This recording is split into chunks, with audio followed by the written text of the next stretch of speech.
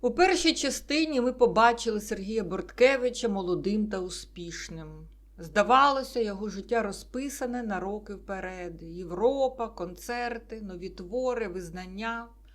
Але 1917 рік перекреслив усе. Далі буде вже зовсім інша історія. На композитора чекають низка випробувань у його житті. І подивимося, як він давав раду своїм негараздам. Канал Ірини Коновець-Поплавської. Хоча починався 1917 рік зовсім непогано. Сергій став педагогом по класу фортепіано у щойно відкритій Харківській консерваторії, першим директором якої працював його вчитель Ілля Слатін. Але коли скинули гетьмана Скоропадського, то на початку 1919-го в Україну ринулися орди більшовиків. Одного дня всіх мешканців будинку, де жив композитор, почали виселяти, щоб розквартирувати там солдатів Червоної армії.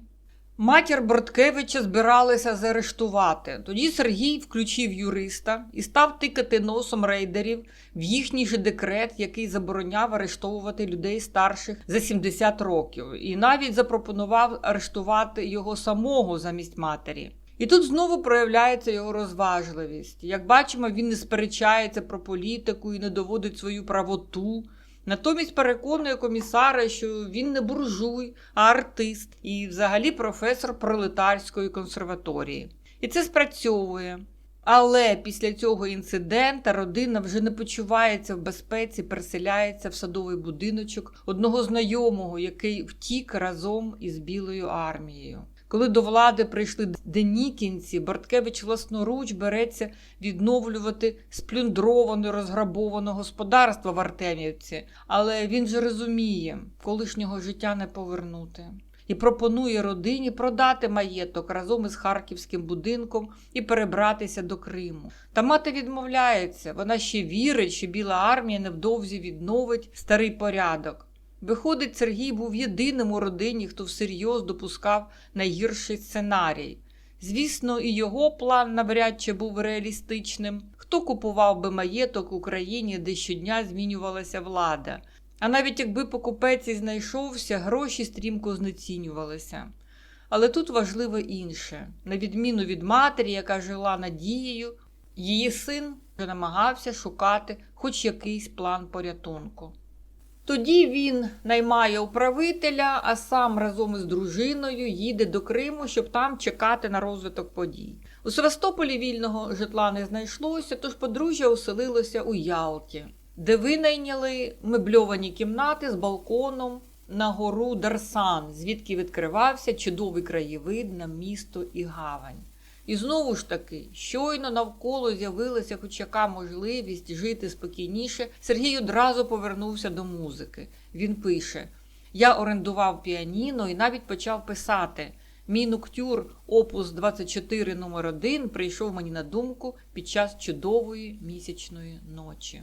Це той самий ноктюр Даяна чи Діана, що він присвятив дружині югославського посла. Посилання на нього в описі. Незабаром ситуація на фронті змінилась. У грудні 19-го відбулася остаточна окупація Харкова більшовиками, тож вертатися вже було нікуди. Так Сергій втрачає свою батьківщину та родину назавжди. Доля інших його родичів залишається невідомою. Дослідники припускають, що вони всі загинули під час громадянської війни в Росії. Чоловік сестри Віри, полковник Білої армії Сергій Григорович Юркевич, разом з тещою Софією Борткевич помер у Новоросійську від тифу. Нещодавно з'ясувалося, що у Юркевичів була донька Наталія, 1914 року народження, про яку жодних згадок в архівних документах композитор не залишив. Щодо Єлізавети, то її батько Геракліто помер у 1920-му, у віці 80 років, а мати Клеопатра, як відзначено у родоводі, помре у 1930-му. І ось починаються чергові випробування. У Криму Сергій був змушений заробляти на життя завдяки володінню іноземними мовами. Він виступав посередником при продажу цінних речей, що їх активно скуповували англійські, американські та італійські військові. Згодом Борткевичі намагаються втекти з Ялти, і десь у листопаді 20-го, провівши 2 ночі просто неба, зуміли таки отримати місце на торговому пароплаві «Костянтин». Сергію Борткевичу 44. За плечима вже 18 років шлюбу з Єлизаветою Гераклітовою. Це вже зовсім не той етап, коли сім'ю тримає лише закоханість. Особливо, якщо згадати, що дітей у них так і не було. Їхній шлюб уже мав триматися на чомусь іншому, на взаємній довірі, звичці бути разом, спільно пережитих труднощах і відчутті, що поруч своя людина. Ми нічого не знаємо про їхні особисті стосунки. Єлизавета весь час ніби перебуває у тіні чоловіка. Але попри війни, вимушену еміграцію і постійні переїзди, вони залишаються разом. А такі випробування, випадкові союзи, як правило, не витримують. Подружжя функціонує як єдина команда. Поділяють домашні обов'язки, вирішують фінансові питання, підтримують одне одного в соціумі. Такі відносини цінуються за спільно пройдений шлях, пережиті труднощі та спогади. І ось пара купляє такі квитки на рятівний теплохід, але цього замало. Треба на той пароплав ще потрапити. Борткевич так це описує. Настав час прорватися будь-якою ціною. Годинами ми стояли біля сходів. Нарешті нам вдалося протиснутися. Ми показали наші пасажирські квитки та опинилися на борту. Ми зітхнули з полегшенням, побачивши наш багаж, наше останнє майно та багатство, що гойдалося в повітрі на тросі могутнього крана. Моя дружина займала каюту з кількома дамами. Я залишився на верхній палубі без місця. Костянтин був переповнений людьми та багажем. На верхній палубі не було навіть вільного місця. Біженці стояли так щільно набиті, що не могли поворухнутися. Багато з цих людей страждали від спраги, оскільки кілька днів не отримували їжі та мало води. Чорне море, яке часто було штормовим і підступним, у цю пору року було спокійним, як великий ставок. Це було диво. Навіть найменший шторм змив би нас з верхньої палуби, і весь перевантажений корабель міг би загинути. Кінець цитати. А це лише початок пригод та випробувань. Якби я була сценаристом, то втулила б у сценарій такий епізод. 1904 рік. Весілля в Макаровому Яру. До нареченої наближається подружка і шепоче їй: «Яка ти щаслива, що виходиш за Борткевича. За ним не пропадеш». Така картина випливає з того, що поки що ми не бачимо в композиторі образу митця, який літає в хмарах і живе одним натхненням. Навпаки, життя раз по раз вибиває в нього ґрунт з-під ніг, а він щоразу знаходить спосіб почати спочатку, щоб виконувати свою місію творця прекрасної музики. Його викинули з Німеччини, він не зламався. Ще в Артемівці, поки навколо ще сперечалися, хто переможе в громадянській війні, він уже думав про план «Б». Продати маєток, зберегти хоча б частину майна, виїхати в безпечніше місце і перечекати. Це мислення людини, яка не живе ілюзіями. Ми бачимо практичність, холодну оцінку ситуації і готовність діяти, а не чекати на дива. І ми вже знайшли не 1, а 5-6 епізодів, які цю його рису підтверджують.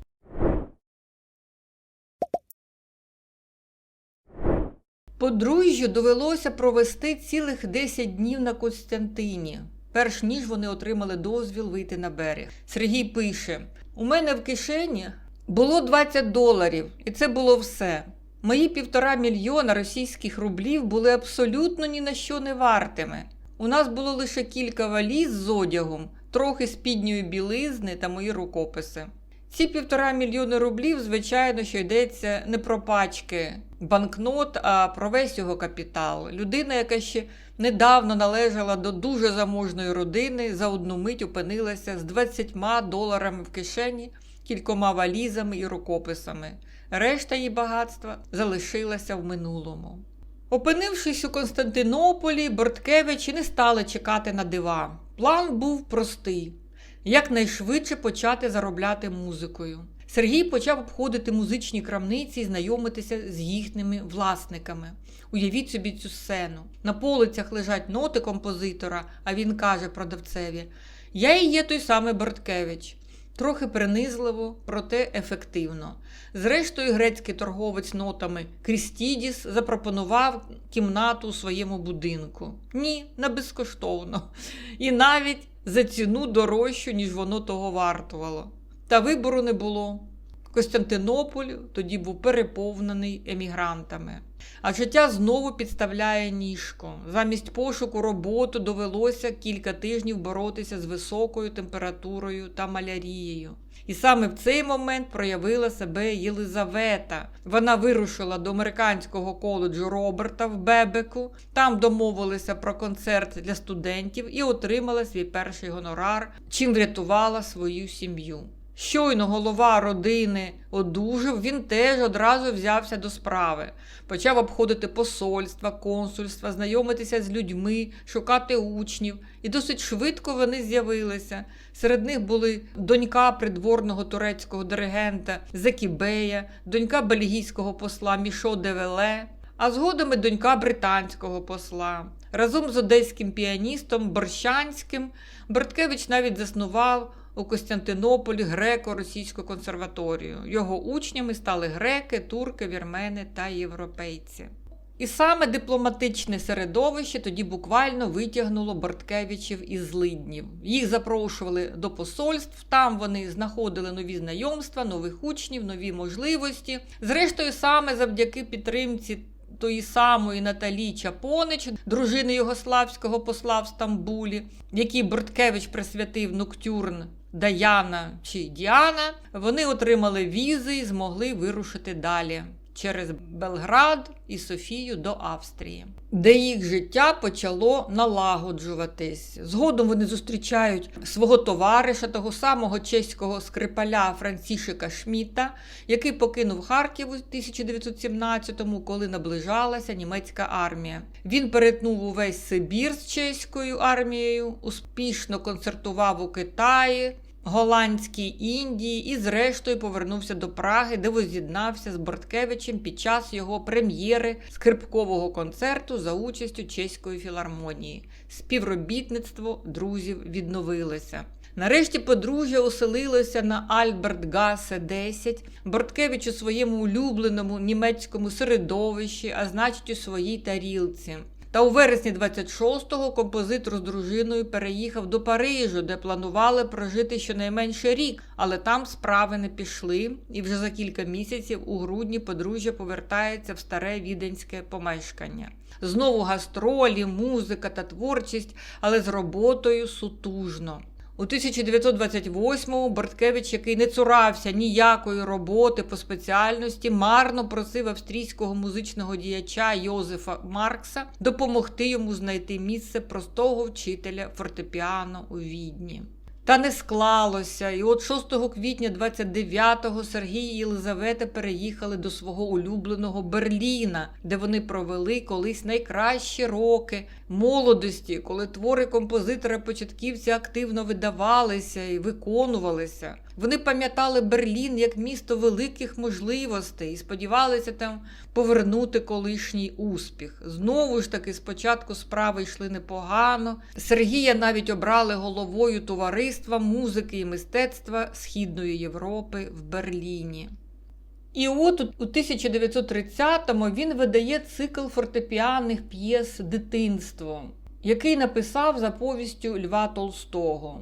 Але композитор нічого не знає про дитинство в Росії. Він знає дитинство в українській Артемівці. І музичні критики вважають, що в цьому циклі він описує образи дитинства на Харківщині. П'єси «Мама», «Батько», «Приїзд гостей», «У вітальні».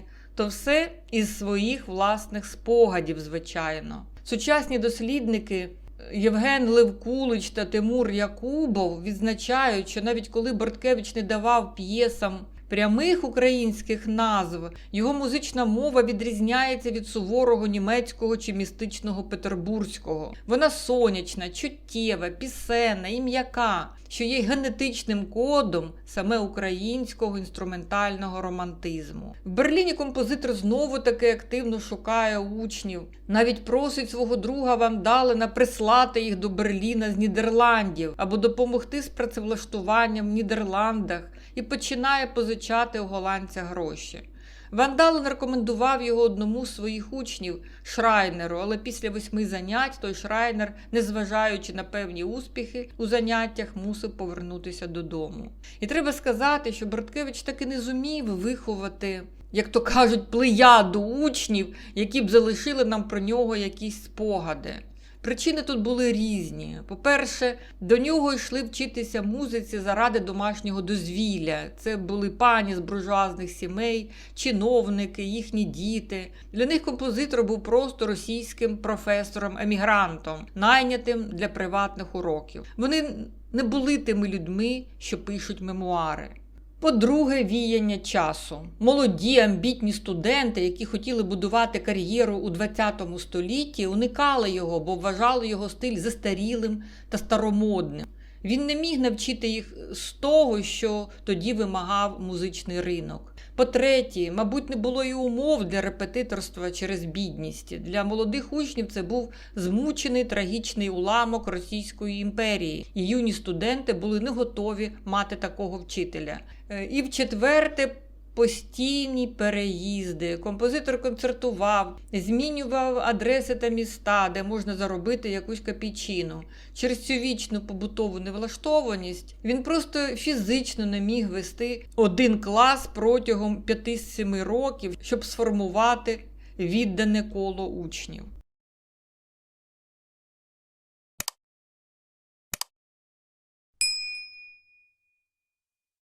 Тепер подивимось на бекграунд, який оточував митця в Берліні. Місто переживало дуже важкі часи. Майже 500 000 людей залишилося без роботи. Економіка сипалася просто на очах. Спочатку репарації після Першої світової, потім біржовий крах у США, який боляче вдарив і по Німеччині. Німці дедалі більше розчаровувалися у владі і починали вірити тим, хто обіцяв швидко навести лад. А у 1933-му походження Борткевича знову стало проблемою. У графі «країна походження» або «національність» у його документах автоматично писали «росіянин», оскільки Західна Європа на той час не розділяла біженців за етнічними республіками. Борткевич мав великі фінансові проблеми протягом всього свого перебування у Берліні. Економічна криза з кожним днем погіршувала його фінансове становище, а після приходу до влади Гітлера змінилася дирекція німецьких театрів, з якими композитор мав попередні домовленості. Спочатку він, як багато інших його сучасників, дивилися на націонал-соціалістів як на рятівників Європи від поширення більшовизму, вітав зміну політичного режиму Німеччини та боротьбу нової влади з модерністами, які нещадно критикували композитора за начебто застарілу естетику творчості і епігонство. Він писав: «Ми переживаємо в Німеччині цілком нову могутню епоху. Комуністи, євреї та модерністи масово розлітаються геть, немов міль». Борткевич бачив у Гітлері насамперед антибільшовика. І так думав не він один, бо комуністи виглядали більшою загрозою Європі. Аж ось 1 листопада 1933-го ім'я композитора викреслили зі вже надрукованої програми Берлінського радіо.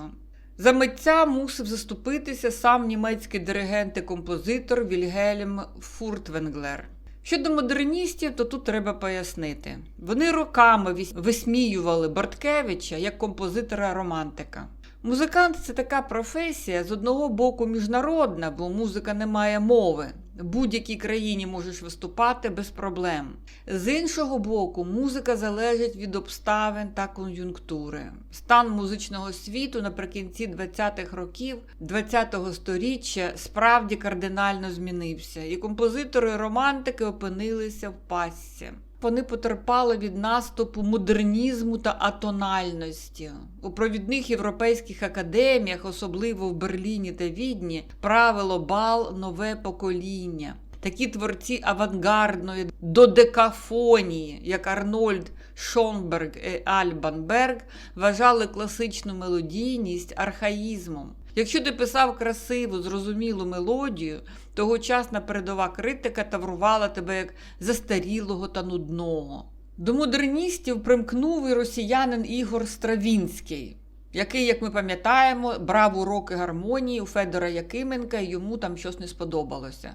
А справа в тому, що в той час виник попит на екзотичну російську дикість. Пересичена європейська публіка не чекала від Росії якесь наслідування Бетховену, їм хотілося чогось варварського, на кшталт медведів з бубнами.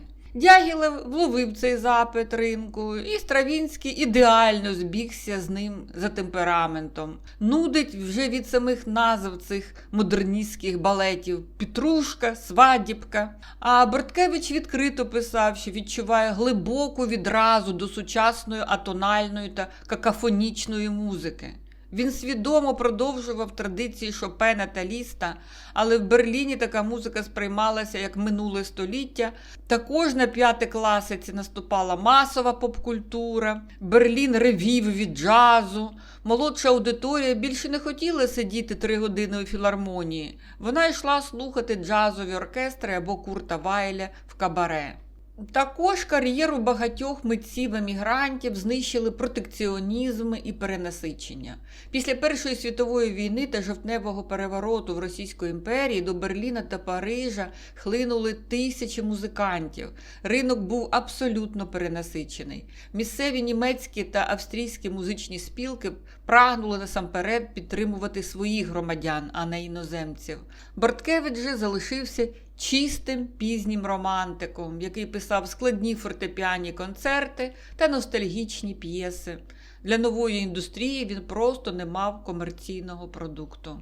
Якби він був молодший, а у 1933-му йому вже виповнилося 56 років, то йому категорично не можна було залишатися в Центральній Європі. Існувало лише 2 реальних варіанти для його порятунку. Ідеальний варіант – Голлівуд. У 1929-му американський кінематограф якраз переживав революцію, бо з'явилося звукове кіно. Голлівудським студіям катастрофічно бракувало людей, які вміли писати масштабну, емоційну, оркестрову музику. Голлівуд вимагав саме пізнього романтизму. Інші європейські емігранти, як от Еріх Корнгольд та Макс Стайнер, поїхали туди і стали мільйонерами. Якби Борткевич став кінокомпозитором, він був би забезпеченим до кінця днів. Але є один нюанс. Корнгольд та Стайнер були молодші. За нього на відповідно 20 та 11 років. Другий варіант – Велика Британія, яка наприкінці 20-х років була значно стабільніше фінансово, ніж роздерта кризами Веймарська Німеччина. Британська публіка та консервативне королівське філармонічне товариство залишалися вельми відданими традиційній мелодійній класичній музиці. Вони не так фанатично гналися за авангардом, як Берлін. Там Борткевич міг би знайти постійну викладацьку практику в престижній консерваторії. Тож 1933 рік. Здоров'я не покращується, безгрошів'я втомлює його. У листі від 21 квітня 1933-го він писав Вандалену. Після гітлерівської революції майже всіх оперних продюсерів, багатьох оркестрових диригентів та інших було усунено. А тепер прийшли нові люди, з якими я маю знову вести переговори щодо моєї опери. Дорогий друже, пробач мені мої невпинні скарги та прохання. Ти ангел, і ти розумієш, як важко, як неприємно мені постійно жебракувати. Якби в мене не було моєї бідної дружини, я б давно поклав край своєму життю. Хоча я маю добру репутацію в Німеччині, я все ще іноземець. І тепер на тебе дуже неприхильно дивляться, якщо ти не справжній німець, і можливості для будь-якої посади ще менше. Кінець цитати. Тож, якщо у 20-х роках Борткевич ще шукав вихід з будь-якої ситуації, то в 33-му вперше складається враження, що він смертельно втомився від постійної боротьби за право просто жити і писати свою музику. Він вже не приховує своєї слабкості, він не соромиться просити допомоги, але йому соромно це робити. Він пише: «Мені неприємно жебракувати». Тобто найбільше його мучить втрата гідності. Для людини, яка виросла у великому маєтку, це, мабуть, страшніше за самі гроші. Він на грані самогубства. Ми вперше бачимо, наскільки величезну роль в його житті відігравала Єлизавета. Раніше вона ніби весь час була за кадром, а тепер раптом виявляється, саме вона тримає його на цьому світі. І ось ця фраза «Я маю добру репутацію в Німеччині». Тобто він не сумнівається у власному таланті, і проблема не в музиці, проблема в тому, що він іноземець. Це такий удар від улюбленої Німеччини. Все життя він прагнув стати частиною німецького музичного світу і раптом утримує ляпас. Ти не наш. Це крах мрії. Виявляється, що недостатньо любити німецьку культуру, можна бути відомим композитором, а якщо ти не справжній німець, двері для тебе починають зачинятися. Тож Сергій та Єлизавета Борткевичі повертаються до Відня 19 грудня 1933-го разом зі своїм чорним таксом Зеппелем. Взаємини з Ван Даленом тепер носять зовсім інший характер. Колись голландець мріяв познайомитись із успішним композитором, мав за честь. Тепер це постарілий емігрант з купою проблем. У 30-х роках їхні стосунки змінилися. Борткевич ставився до Ван Далена майже по-батьківськи. У листах він ніжно називав його «маленький Хуго».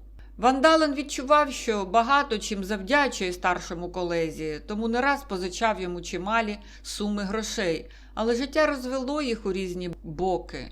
Поки Борткевич боровся буквально з виживання, переживав фінансові труднощі, тиск нацистського режиму і постійну невизначеність, Ван Дален дорослішав, став успішним піаністом, а згодом почав робити кар'єру і як композитор.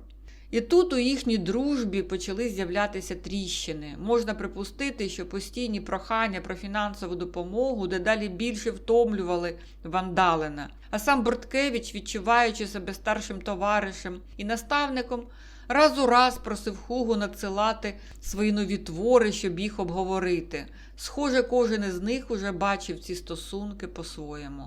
Щодо Ван Далена, то ще така ремарка. Він став першим виконавцем практично всіх нових творів російських, а потім радянських композиторів. І їх твори нав'язував своїм колегам та учням. Перші публікації Ван Далена про російську музику відносяться до початку 20-х років.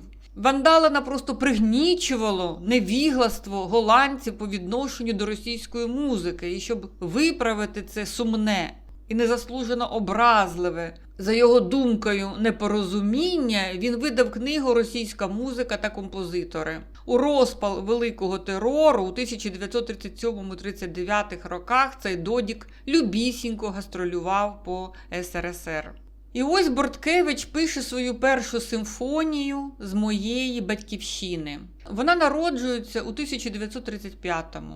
І найбільше вражає, що у тій гнітючій атмосфері, що огортала Європу, композитор подумки вкотре повертається туди, де був по-справжньому щасливий, у свою дореволюційну Артемівку на Харківщині, у світ, якого вже не існувало. Симфонія буквально просякнута широкими такими пісенними, трохи меланхолійними мелодіями, в яких легко вгадуються інтонації українського степового фольклору. В описі ви знайдете посилання на виконання цієї симфонії академічним симфонічним оркестром «Філармонія» за Чернігова, диригент Микола Сукач. І ще один погляд композитора тих років ми не можемо обійти, бо ми намагаємося не оминати гострі теми.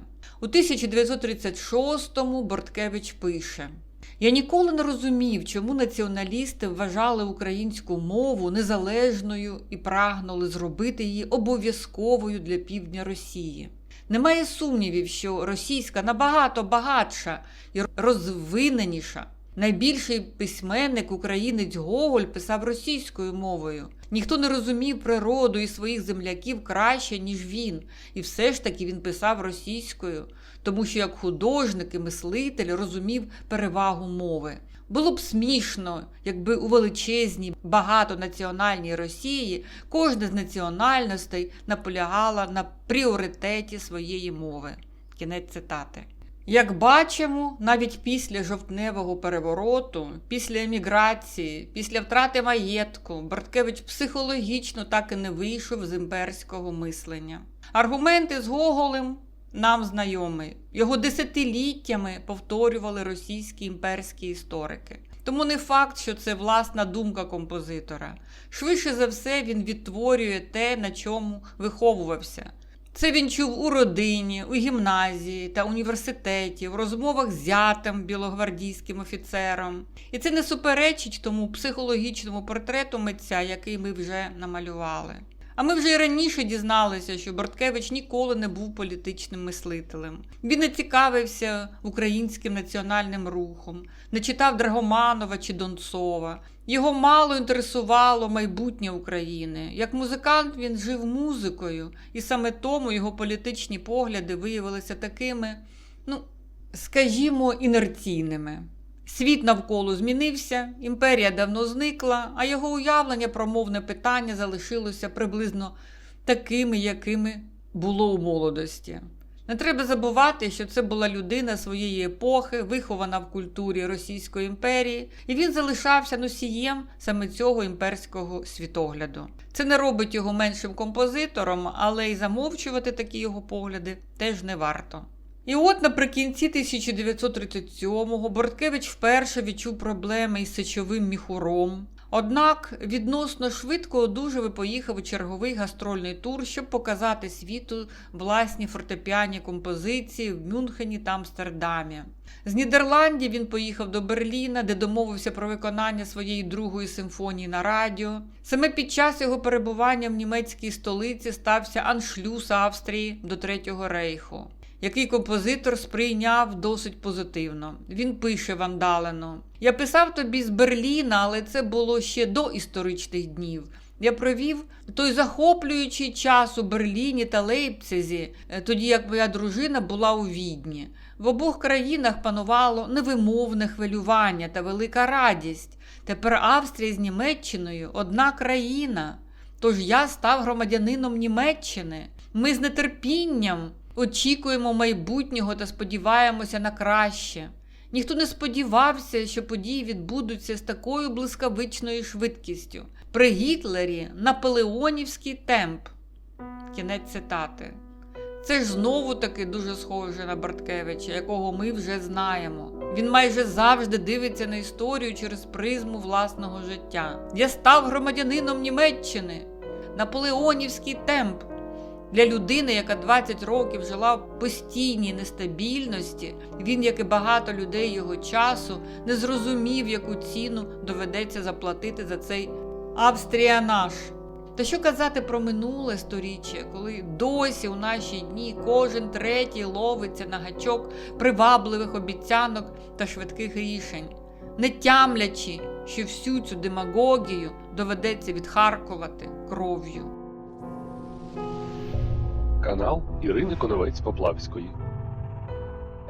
Якщо озирнутися назад, важко повірити, що це життя однієї людини. Заможний син харківського землевласника, успішний композитор, який мріяв про кар'єру в Німеччині, за якихось 20 років перетворився на емігранта, що постійно бореться за право просто писати музику. Він пережив жовтневий переворот, втратив дім, батьківщину, всі статки. Кілька разів починав життя з нуля, тікав від більшовиків, потім від нацистів.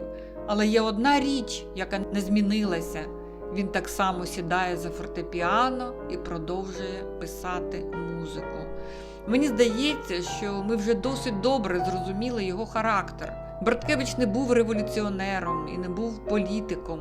Він не прагнув змінювати світ. Він хотів жити спокійно працювати, але історія вперто не залишала його в спокою. І щоразу, коли здавалося, що все втрачено, він знаходив в собі сили почати спочатку. Просто зробити наступний крок. Та найважче випробування ще попереду. До Другої світової залишається лише 1 рік.